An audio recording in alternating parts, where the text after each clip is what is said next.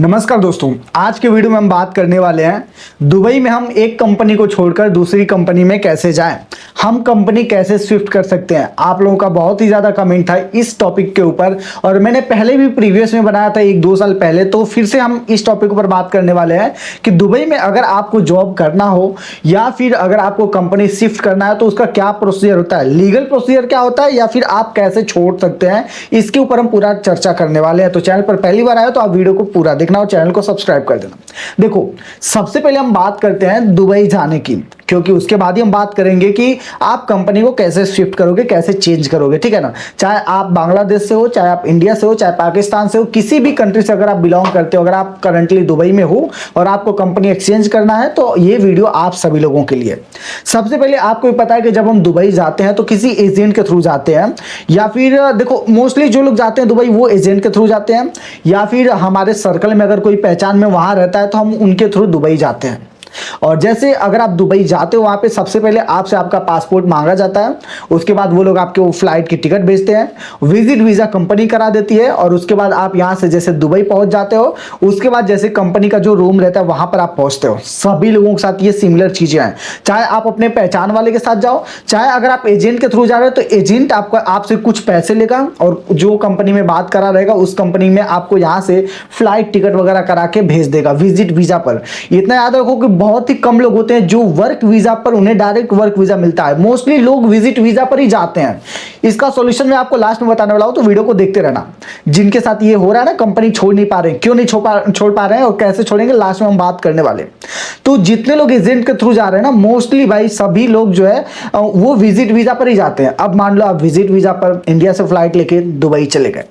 Dubai जाने के बाद जो कंपनी का रूम होगा आप वहां जाओगे, उसके बाद आप कंपनी में जाओगे, क्योंकि कंपनी में जाने के बाद वो आपसे वो बोलेंगे फर्स्ट डे या सेकेंड डे आपको बोलेंगे कि आपको अपना पासपोर्ट देना होगा, हमें ये लीगल काम करना है, यहाँ पर सबमिट करना है, एम्बेसी से आपका वर्क वीजा के लिए अप्लाई करना है। ये काम मतलब होता है, ऐसा नहीं कि वो ऐसे ही आपसे मांग रहे हैं, वो जेन्युइन चीजें हैं, वो चीजें लगती हैं। चाहे आप अपने कोई रिलेटिव के थ्रू गए हो, चाहे आप किसी एजेंट के थ्रू गए हो, तो ये तो प्रोसीजर लीगल है, वो लोग मांगते हैं, यहां तक तो सही है, ठीक है। और उसके बाद जब आपसे पासपोर्ट मांगते हैं तब वो आपको एग्रीमेंट साइन कराते हैं। ये चीजें आप नहीं केयर करते हो, जो कि यही मेन होता है, कंपनी छोड़ सकते हो नहीं छोड़ सकते हो, कितना पहले आपको पीरियड नोटिस देना पड़ेगा कंपनी छोड़ने से पहले। आपको भी पता है अगर आपने एक अच्छा खासा एजुकेशन करा या फिर नहीं करा है, तो हम किसी अच्छी कंपनी में जब जाते हैं तो वहां पर हमसे एग्रीमेंट साइन करवाया जाता है कि आप इस कंपनी को इतने टर्म तक, जो इतने लॉन्ग टाइम तक छोड़ नहीं सकते हो। अगर आपको छोड़ना है तो ये जो पेनाल्टी का अमाउंट है ये आपको पे करना पड़ेगा। इंडिया में भी बहुत सारी कंपनियां जो चार्ज रखती हैं 10,000, 50,000, 60,000 ऐसे कुछ चार्ज रखती हैं, वैसे ही सेम दुबई में भी जब आपसे एग्रीमेंट साइन कराया जाता है तो उसमें आपके काम के बारे में लिखा होता है, आप इस कंपनी को कब तक नहीं छोड़ सकते हो, कितनी पहले आपको नोटिस देना पड़ेगा, ये सारी डिटेल लिखा होता है। अगर आप उस कंपनी को छोड़ रहे हो तो आपको कितना पेनाल्टी देना होगा, ये भी डिटेल उस एग्रीमेंट पेपर पर लिखा होता है। और जब भी आप उस एग्रीमेंट पेपर पर साइन करो, इतना याद रखो जब आप दुबई पहुंचोगे तो वो हफ्ते 10 दिन के अंदर ही आपसे एग्रीमेंट साइन करवाएंगे, चाहे आप जिस काम में भी गए हो उसी से रिलेटेड आपका एग्रीमेंट रहेगा। तो आप एग्रीमेंट साइन करने से पहले वहां पर जरूर चेक करें कि जो आप साइन कर रहे हो उसमें क्या टर्म्स एंड कंडीशन है, कितने साल के लिए वो लोग आपसे जो है एग्रीमेंट कर रहे हैं, कितने साल तक आप उस कंपनी को नहीं छोड़ सकते हो, और अगर आप कंपनी को छोड़ना है तो कितना पेनाल्टी है। ये चीजें आपको केयरफुली ध्यान देना है और साइन वहां पर तब जाकर करना है। अदरवाइज वो साइन अगर आप कर देते हो तो लीगल तरीके से कंपनी आपके ऊपर एक्शन ले लेगी। मोस्टली जितने भी लोग जैसे इंडियन भाई हैं, जितने लोग भी फंसे हैं दुबई में, उनके फंसने के पीछे का कारण यही है, उन लोगों ने जो है जो ये अपना होता है एग्रीमेंट पेपर, उसके ऊपर ध्यान नहीं दिया। और जब ध्यान नहीं दिया इस रीजन की वजह से जो है वो लोग अभी भी स्टिल दुबई में फंसे हुए हैं। इसका सॉल्यूशन तो यही ऐसे लीगल वे में निकलता है कि आप पेनाल्टी का जो भी शुल्क है अमाउंट वो आपको पे करना होगा। अब ऐसा भी नहीं है कि पेनाल्टी का शुल्क जैसे कि आपको 1200 दिरहम मिल रहा है तो 1200 दिरहम ही होगा, वो भाई 4 गुना 5 गुना ज्यादा होता है। सपोज दैट अगर आपको महीने का वेतन अगर 1200 दिरहम मिल रहा है तो वहां पर जो पेनाल्टी शुल्क होगा वो 5 गुना 6 गुना ज्यादा होगा। कई कई कंपनियों में तो 10x कर देते हैं लोग, 10 गुना ज्यादा। इट मीन्स कि 1200 दिरहम आपकी सैलरी है, उसे वो मल्टीप्लाई कर दो आप 5 से, 12 25 60, 6,000 से लेकर 10,000 दिरहम तक का पेनाल्टी शुल्क रहता है। तो अगर आप वो कंपनी में पे करते हो लीगल तरीके से, तो वहां से आप कंपनी को छोड़ के दूसरी कंपनी में जा सकते हो। ठीक है, ये प्रोसीजर है। दूसरे प्रोसीजर की बात करते हैं, अगर हमें कंपनी फिर भी छोड़ना ही है तो क्या प्रोसीजर है। दूसरा प्रोसीजर यह है कि अगर आपको जिस कंपनी में एकदम से पसंद नहीं आ रही है, तो फिर आपको वहां पर कोई कंपनी फाइंड आउट करनी होगी। आपको कोई ऐसी कंपनी फाइंड आउट करनी होगी जो कंपनी में आपका वेतन भी थोड़ा वहां उस कंपनी के कंपेयर में वहां ज्यादा हो, और वो कंपनी जो है जो भी पेनाल्टी शुल्क है आप जिस कंपनी में काम करो वो पेनाल्टी वहां पर पे करने के लिए रेडी हो उतनी, तब उस कंडीशन में जो है आप उस कंपनी को छोड़ सकते हो। अब ऐसा नहीं कि जिस कंपनी को छोड़ रहे हो तो नई कंपनी में जाने से पहले वहां पर जो एग्रीमेंट साइन करोगे उसे ध्यान से पढ़ो, नहीं तो पता चला इस कंपनी से तो आप निकले हो, उस कंपनी में फिर जाके आप फंस गए।